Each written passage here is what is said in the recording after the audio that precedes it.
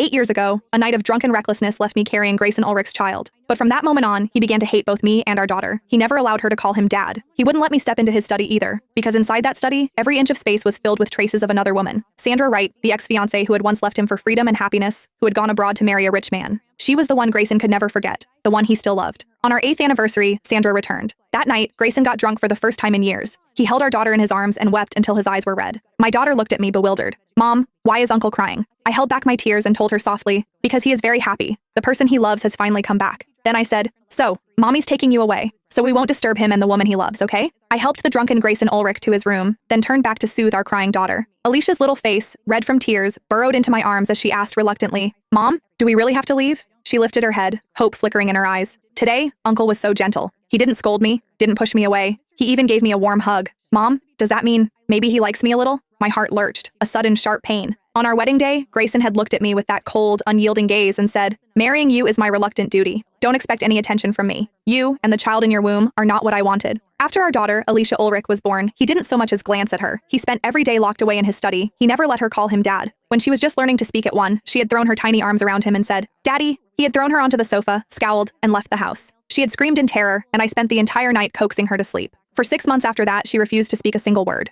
At 5, she had drawn a picture titled "My Dad" and entered it in a children's art contest and won first place. At Grayson's birthday party, she had handed him her drawing and the trophy with trembling little hands. His gaze lingered on the wobbly, childlike letters spelling dad. Then, with cold indifference, he had turned and walked away. He left her alone, facing the stares and whispers of the guests. Other children laughed at her openly. "You don't even have a dad. This drawing is fake. You tricked our teacher. That trophy isn't really yours." A 5-year-old couldn't withstand such ridicule. By the end of the night, she was bedridden with a high fever for an entire week. After that, she had learned to call him Uncle. The little girl who had once searched his face for a father's love was gone, buried beneath disappointment after disappointment. I blinked back tears, holding her close. "Alicia, your uncle is happy because the person he loves is finally back. We have to make room for them. We can't get in his way." Her smile slowly faded, the light in her eyes dimming. Then, as if she had just realized something, she anxiously showed me the little scarf around her neck. "Mom, Uncle gave me a gift today. If he didn't like me, why would he give me a gift?" She pressed her cheek to the scarf, treasuring it. This was the first gift her father had ever given her. Was this proof that she was loved by him too? I stared at the scarf, a store-issued giveaway clearly meant to accompany some other purchase, and words caught in my throat.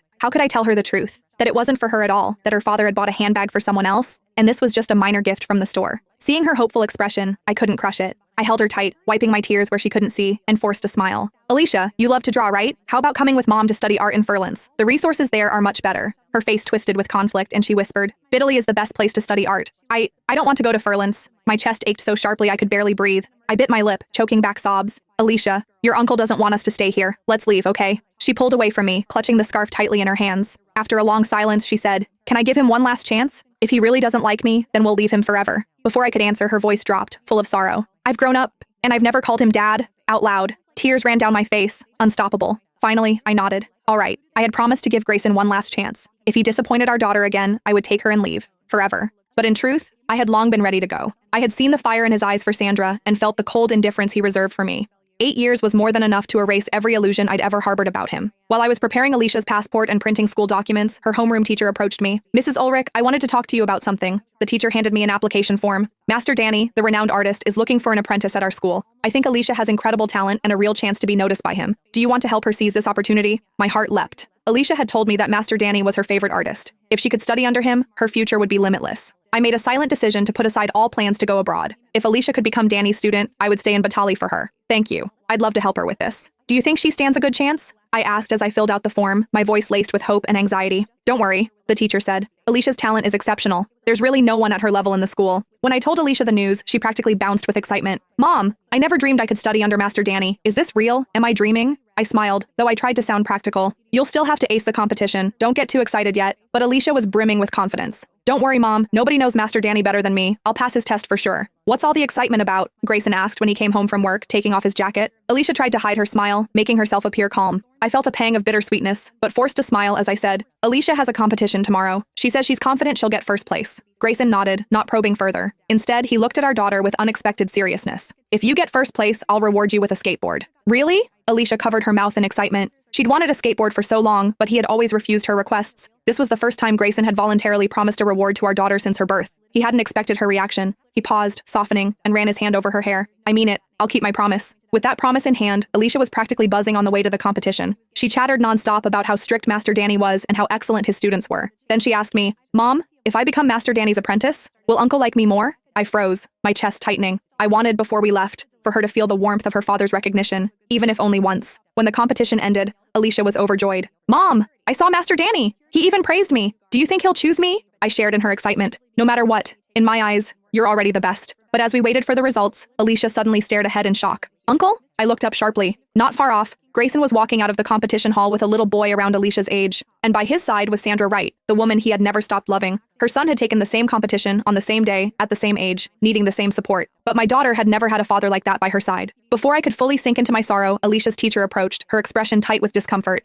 Mrs. Ulrich, actually, Master Danny was very impressed with Alicia, but for some reason, he ended up choosing another child. My chest dropped like a stone. I couldn't help but ask, desperate, if Master Danny liked Alicia, why would he choose someone else? The teacher kept glancing toward Sandra's group, hesitating before speaking. The Ulrich group plans to invest $500,000 in Master Danny's gallery. Their only condition is that he accepts Bobby as his apprentice. The Ulrich group? Grayson's company? My heart tightened, as if a giant hand had gripped it, squeezing until I could barely breathe. This had been the opportunity Alicia had dreamed of for so long. And Grayson, how could he? At that moment, Grayson looked up in our direction, his face puzzled. What are you doing here? He walked toward us, holding the little boy's hand, eyes wide with genuine curiosity. I opened my mouth, but no words came. Sandra stepped forward, slipping her arm around his and glancing at me with guarded affection. Grayson, who are they? Grayson lowered his eyes, avoiding mine. Just a friend. His words shattered the last fragments of hope I'd clung to. The little boy, oblivious, beamed up at him. Daddy, can I really become Master Danny's student? But I wasn't first in the competition. Grayson bent down, wrapping the boy in his arms with a tenderness I had never seen directed at our daughter. Doesn't matter if you weren't first. I've already arranged it. You're going to be Master Danny's apprentice. Then he turned to Sandra and said, you both just came back to Batali and haven't settled in yet. Letting Bobby study under Danny will make his path smoother in the future. Sandra blushed, hiding her face shyly. You would make such a good dad. No wonder Bobby talks about you all the time, wanting you to be his father. I instinctively looked at Grayson, but he avoided my gaze. It was clear he hadn't confessed the truth to Sandra. Sandra lifted her head proudly as she looked at me, still holding onto Grayson's arm. You're here for the competition too? Where's your daughter's father? I instinctively tightened my grip on Alicia's hand, about to speak, but she cut me off. My dad isn't in the country. He's very busy. I don't want to bother him. Her words left both Grayson and me stunned. I looked down in disbelief, seeing only my daughter's stubborn, tear-streaked face. She didn't look at me, only at Grayson, lifting her chin with a brave, understanding smile. Goodbye. My mom and I are leaving now. The tears I had been holding back finally spilled. I turned quickly, discreetly wiping them away. Grayson grabbed my arm suddenly. Alicia,